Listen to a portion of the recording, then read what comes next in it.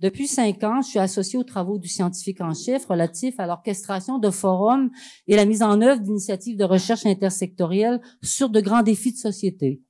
Je pilote également avec Jean-Pierre un chantier de réflexion sur la créativité et l'intersectorialité.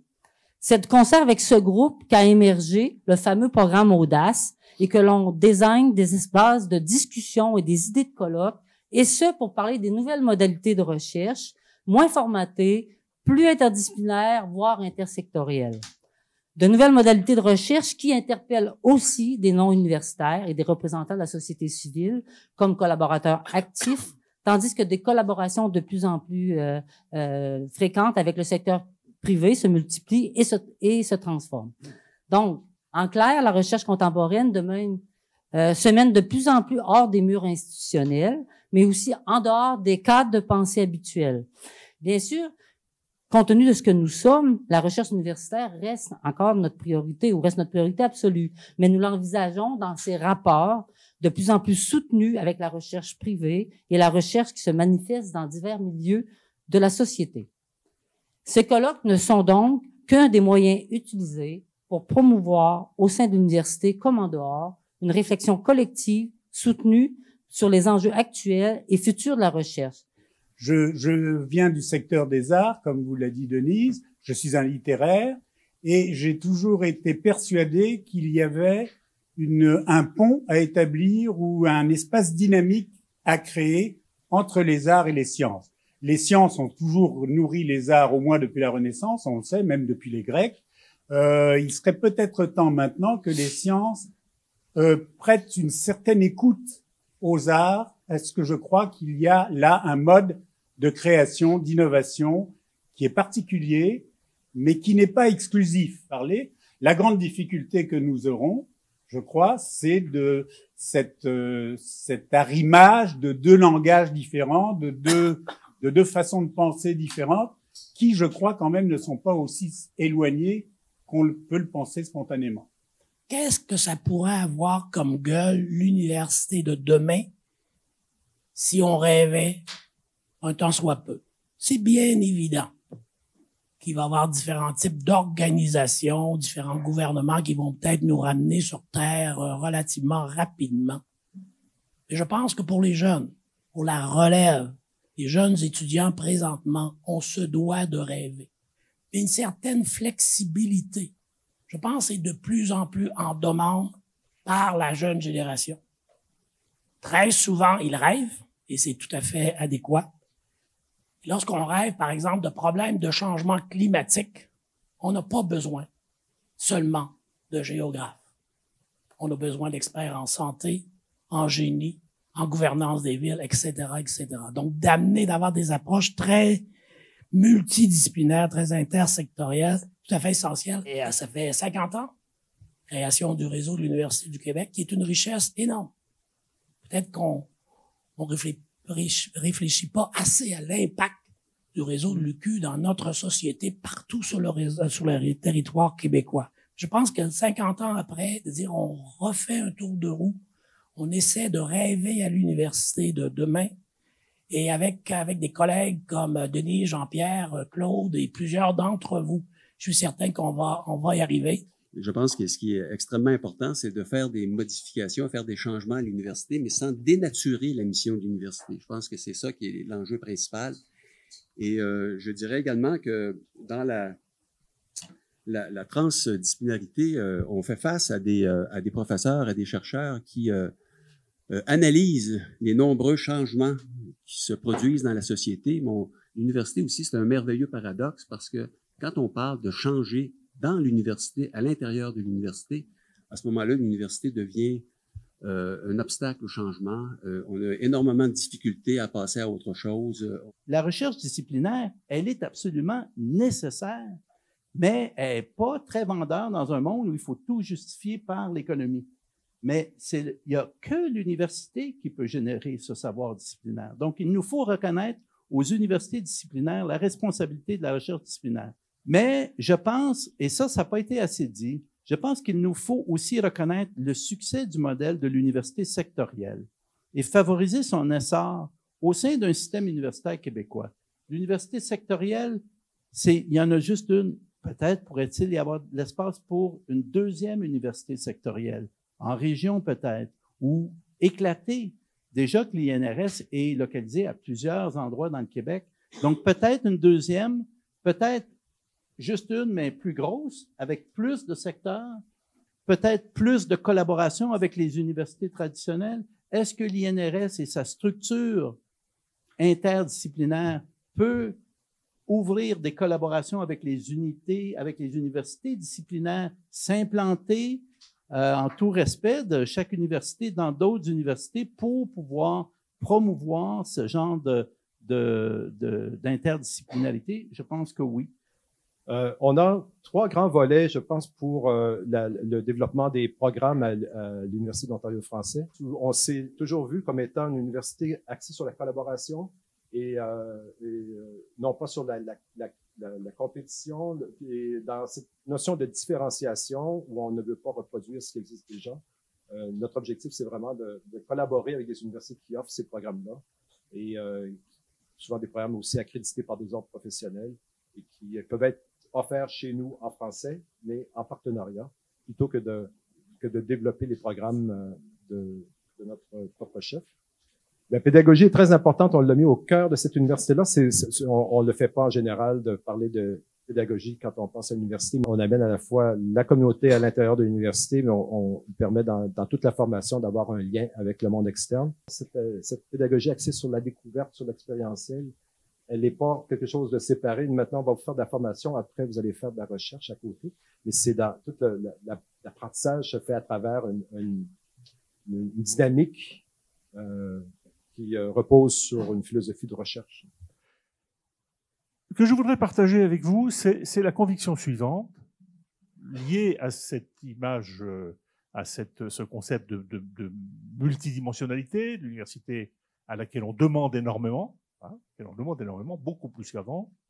Je voudrais partager avec vous la conviction suivante, qui est que ce que l'université a de mieux à faire, selon moi, c'est de préparer ses étudiants à se confronter à la complexité du monde.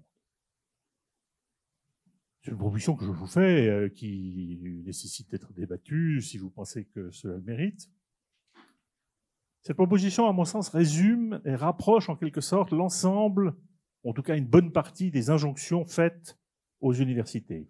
On voit bien que l'interdisciplinarité, au fond, se développe et occupe progressivement les avant-postes. Ça n'est pas visible en termes de département, ça n'est pas visible tout de suite en termes de discipline, mais on voit progressivement des thématiques émerger, qu'on peut appeler discipline ou sous-discipline, et qui s'imposent. Donc mon idée est la suivante, repérons les endroits où il y a des personnes qui développent de la interdisciplinarité radicale, en quelque sorte, et qui, en général, sont très contents de rester dans un département bien au chaud. Sauf qu'on voit on peut repérer, qu'ils sont en train de développer quelque chose qui est susceptible de transcender les silos disciplinaires. Selon les mots de Jeffrey Sachs, vous savez, c'est un économiste de Columbia qui travaille beaucoup avec les Nations Unies sur ces questions. Il s'agit, j'aime beaucoup cette phrase qui est « il faut rapprocher ceux qui savent de ceux qui décident ». Bon, voilà. C'est un bel objectif pour la formation de nos étudiants. Il existe aussi une certaine distance disciplinaire entre les enseignants, les chercheurs, dont les thèmes de recherche et les méthodologies sont différents.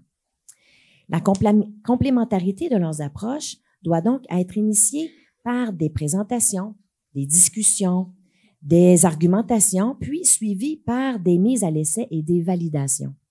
Et les universités auraient avantage à créer davantage de ce lieu, de ces espaces de dialogue et de concertation pour qu'émergent des idées, notamment de formation interdisciplinaire ou intersectorielle.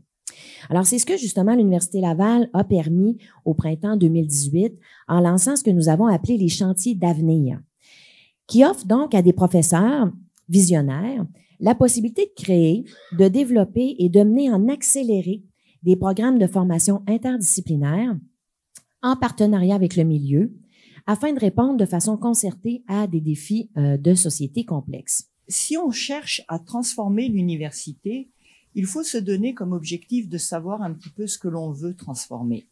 Et d'emblée, tout le monde va nous dire c'est les structures administratives. Quant à moi, je ne suis pas certaine que l'on puisse incarner l'interdisciplinarité uniquement dans une structure, mais aussi dans une culture. Et c'est dans la culture, à mon humble avis, que les changements doivent se faire. Et les demandes viennent de tout ordre, des gouvernements, des fonds subventionnaires, de la société civile et d'un groupe d'acteurs dont on n'a pas parlé énormément, mais qui sont-ils? Allez, les étudiantes et les étudiants. Car je crois que ce sont eux aussi qui vont amener une grande partie du changement auquel on assiste. Elles fonctionnent bien, nos universités.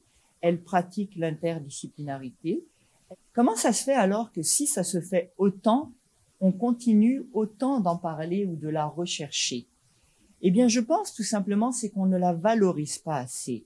Prenez n'importe quelle discipline dans nos universités, coupez-la avec n'importe quelle autre discipline et vous avez un potentiel de formation. Et vous avez probablement des jeunes qui seraient prêts à s'essayer, à être formés dans ce qui les motive, dans ce qui les passionne. Parce que la passion, l'émotion, c'est avec ça qu'on va faire des grands chercheurs, c'est avec ça qu'on va faire des citoyens les mieux formés. Et ce que ça exige, c'est de refaire toutes nos structures et nos façons de faire à partir de l'étudiant et non pas à partir de nos schèmes traditionnels moyenâgeux.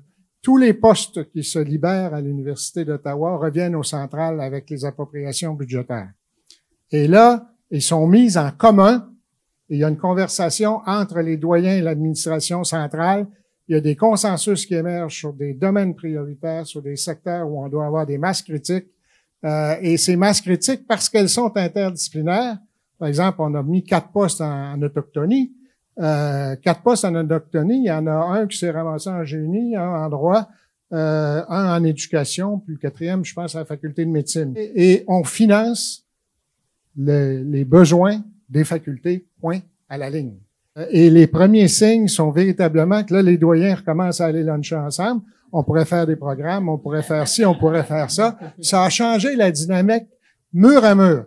La question qui m'intéresse, en fait, c'est de l'importance du A dans le STEAM. En quoi l'art peut-il changer les choses et en quoi devrait-on ajouter un peu d'une petite dose d'art dans la sauce scientifique? Qu'est-ce que le monde universitaire aurait à gagner de passer d'un mouvement STEM à un mouvement STEAM? J'ai une liste de recommandations que je veux formuler aux responsables et administrateurs des universités ici dans la salle pour essayer de répondre aux défis majeurs de l'intersectorialité. Promouvoir l'apprentissage par la pratique, c'est certainement un de mes credos, ça.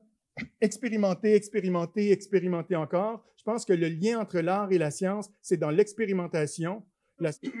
Créer davantage de lieux d'échange intersectoriels. Et je fais référence ici à des programmes d'artistes en résidence dans des laboratoires scientifiques. Vous savez, il en existe un au CERN. Mais, à mon avis, je crois qu'on aurait aussi besoin de programmes de scientifiques en résidence dans des milieux de l'art. Et ça, il y en a quelques-uns qui existent, mais pas assez, à mon avis. Donc, ces lieux d'échange intersectoriels-là permettent d'avoir des maillages qui sont beaucoup plus féconds. Oser rencontrer l'autre, ne pas avoir peur d'aller vers l'autre qui, des fois, ne parle pas le même langage que soi. Toujours, constamment se remettre en question, douter, douter et douter encore. Accepter la différence sans qu'il y ait nécessairement de hiérarchie dans les savoirs et sans qu'il y ait de conflit entre les individus. C'est quoi l'objectif de tout scientifique dans sa vie? Le Saint Graal, la consécration, publié dans Nature un jour? Ben, moi, ça ne m'est jamais arrivé, mais ça fait toujours sourire mes collègues de voir que ma photo était dans Nature, non pas pour mes projets scientifiques, mais à cause de ma collaboration avec des artistes et ma pratique hybride de l'art et de la science. Comme quoi, encore une fois, une des grandeurs de l'intersectorialité, c'est que ça ouvre des portes qu'on ne pouvait même pas prévoir a priori. L'idée d'un centre intersectoriel s'est imposée rapidement, étant donné la réalité des petits établissements. Vous savez comme moi qu'il n'y a pas de masse critique dans les domaines spécifiques. Alors, c'est plutôt une espèce de patchwork d'expertise très variée. Et en regardant ce que les collègues faisaient dans l'établissement, je me suis aperçue que dans tous les départements, il y avait des gens qui s'intéressaient à la santé. Mais ce qui est important, c'est que les questions de recherche sont abordées avec des collaborations dans le centre, de sorte qu'on peut voir la question de recherche sous différents aspects, à la fois sur le point de vue social, point de vue de l'éducation, des sciences d'éducation, point de vue donc de la littérature, des sciences humaines, mais aussi des sciences fondamentales et des sciences cliniques. Depuis le tout début de la réflexion, il y a 2 citoyens partenaires qui ont été impliqués pour définir les questions d'intérêt, étant donné le lien intime lorsqu'il y a un petit établissement de recherche ou supérieur en région. Souvent, il y a un lien étroit avec la population. Et ce lien-là est un lien privilégié à l'Université du Québec à Chicoutimi et sans aucun doute une des raisons pour laquelle la recherche a toujours été possible et a toujours été relativement bien soutenue. Donc là, on pourrait reparler longuement des perceptions qu'on a de certaines disciplines ou de ce que font les autres chercheurs avec lesquels on collabore, puis les perceptions qu'ils ont de notre propre travail. Donc, pour introduire le sujet, en fait, on parlait des CV. Alors moi, j'ai le même problème, c'est que quand on lit mon CV, j'ai 2 réactions possibles. Donc après, l'effet de surprise, c'est « Waouh, c'est génial, tout ce que tu fais, c'est formidable ».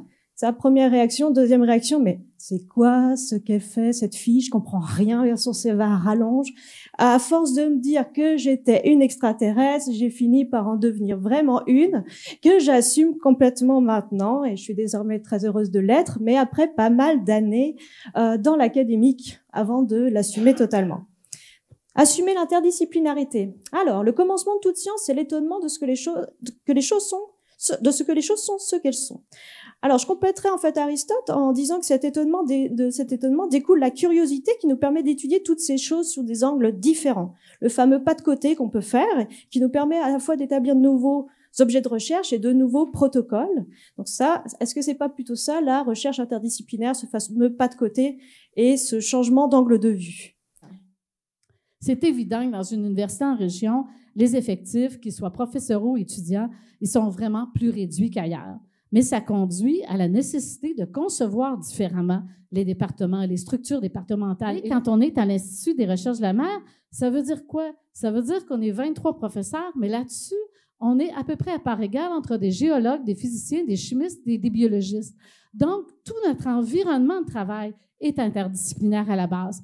Donc, notre vision du développement de l'Institut, notre vision des problématiques de recherche, notre vision de l'enseignement va devenir tout à fait imprégnée de cette notion d'interdisciplinarité. Si les faibles effectifs qu'on a dans nos universités en région vont favoriser l'interdisciplinarité et aussi l'accès aux différents secteurs, ils vont par contre nous affaiblir sur le plan disciplinaire si on ne prend pas les moyens pour contrer ça.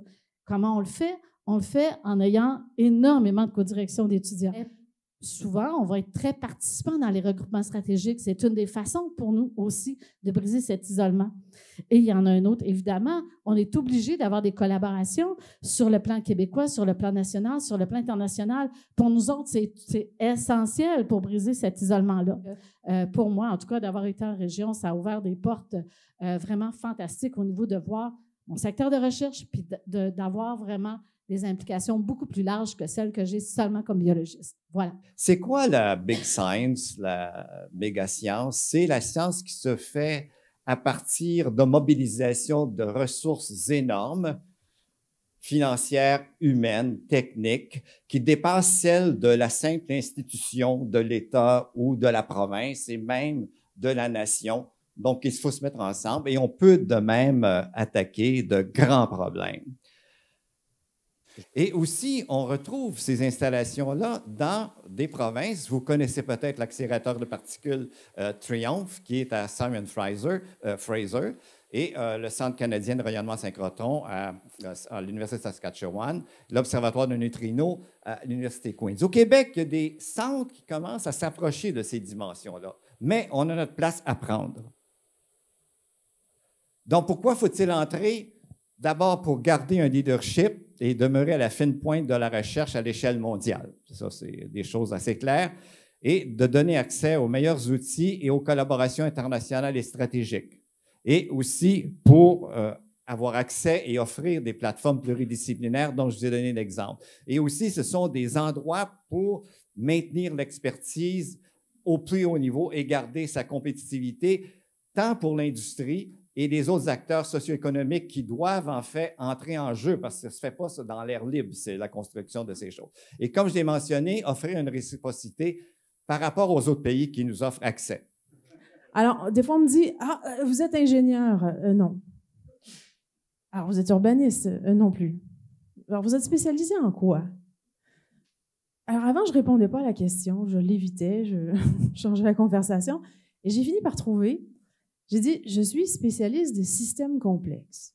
Alors, on le disait tout à l'heure, il y a une complexité des problématiques urbaines. Il y a des dynamiques qui existent en fait dans un paquet de disciplines. Et il faut savoir les amener les unes avec les autres pour tenter de trouver, moi, ce que j'appelle maintenant une forme de vision à 360 degrés, que ce soit l'économie, la démographie, la santé, les infrastructures, l'eau, le transport. Et plus important, parce que tout le monde l'oublie, mais c'est là où le bas blesse, c'est la gouvernance. Donc, hier, dans les propos, on disait, dans les universités, vous savez, bon, les structures, il ne faut pas trop y toucher. Je serais contre. Je dirais que non seulement dans les universités, une des problématiques, c'est la gouvernance, mais dans les villes et dans les systèmes, c'est beaucoup cette capacité des réseaux de gouvernance à s'adapter à comment les problèmes se présentent. Il faut qu'on passe d'une approche où on est en top-down, où on est vraiment en train de penser pour l'autre, les programmes disciplinaires, on est en train de penser pour l'autre, comment on gère les fonds, à une co-construction finalement où les gens peuvent décider collectivement comment les ressources sont allouées. Donc c'est vraiment de laisser émerger le groupe et faire confiance finalement au groupe. C'est vraiment de comprendre qu'on évolue à travers le groupe. On n'évolue pas grâce au leader ou grâce à son chef, on évolue vraiment parce qu'on est confronté constructivement par ses pairs. Et donc la reconnaissance, c'est vraiment d'accueillir autrui dans son égalité, mais aussi dans son altérité, et puis de nourrir ce lien finalement qui nous permet d'être davantage nous-mêmes. Donc on parlait de gouvernance, de structure. Moi je crois que pour l'Université de demain, on n'a pas besoin de changer de structure. En fait, on a simplement besoin d'ajouter ces petits changements au niveau culturel, et on peut arriver en quelques mois à finalement changer complètement la structure, la culture par exemple, dans une université. 30% des programmes des 5 UQ sont ciblés sur des besoins spécifiques, donc en partie ou carrément lorsqu'on les additionne. 30% de la formation donc, sont ciblés sur des besoins spécifiques au territoire. 16 CCTT dans l'étude, recherche appliquée basée sur de l'expertise reconnue. Les sessions sectorielles horizontaux, 400 projets de recherche appliqués sur le territoire périphérique de 2012 à 2017, généralement 3-6 mois. Certains cégeps ont même été plus innovateurs que d'autres. Je pense à Saint-Félicien, par exemple, qui va avoir un ratio AEC-DEC très intéressant. Ça ne vous dit peut-être pas grand-chose, là, mais ils ont 17 programmes DEC souches dans leur histoire depuis 50 ans. Ils vont développer 41 AEC à partir de 1994. Il faut la forcer, l'interdisciplinarité. M. Quirion, si j'ai un message à passer dans ce colloque, c'est celui-là. Il faut la forcer. Quand on ne la force pas, j'en ai fait beaucoup. Si on ne la force pas, elle ne vient pas naturellement. Créer des lieux intersectoriels, interdisciplinaires, interexpertise. Il est clair que la mixité des expertises est excellente. Les processus d'innovation émergent généralement comme ça, en mixant les idées, les expertises. Mais comment le créer? Bien, ça, ce n'est pas si simple. Encore aujourd'hui, dans la littérature et plusieurs colloques dans ce congrès, on croit beaucoup aux écosystèmes régionaux. Alors, quand on regarde les acteurs, il y en a des centaines et des centaines, des fois des milliers d'acteurs dans une région, et on veut les mettre en écosystème. C'est compliqué, c'est difficile. Alors, on croit beaucoup plus, ce qu'on voit dans la réalité, c'est beaucoup plus des mariages, de 4, 5, 6, 7 experts autour d'un enjeu, une menace, un problème, une opportunité. Donc, Dr. Evans a un très gros laboratoire, on appelle le ACE Lab. Donc, c'est un environnement où c'est facile de choisir une direction, de choisir des collaborateurs et de réaliser un rêve en soi. Mais j'ai appris aussi parce que j'ai eu accès à des personnes ressources qui avaient le luxe de prendre leur temps pour m'apprendre ces choses-là. Ça aussi, c'est quelque chose d'important, je crois. Il faut que les gens qui ont les connaissances qui intéressent d'autres personnes aient le temps de transférer ou d'échanger ces connaissances-là avec eux. Le premier contact que j'ai eu, c'est que eux m'ont dit « va écouter des vidéos sur YouTube. Et j'ai trouvé ça vraiment le fun. Parce qu'il n'y a pas de pression au niveau des examens. Il n'y a pas de pression pour suivre le cours à travers une session. On y va à son rythme, mais on peut comprendre et se familiariser avec des connaissances qui sont tout à fait étrangères à notre domaine de recherche ou de travail. Pour moi, l'université du 21e siècle, je crois, devrait aller sur YouTube. J'avais une lettre qu'on a reçue aussi du ministre Roberge. Ça a été mentionné. Ah, les silos entre les ministères. Et c'est une réalité, qu'on le veuille ou non.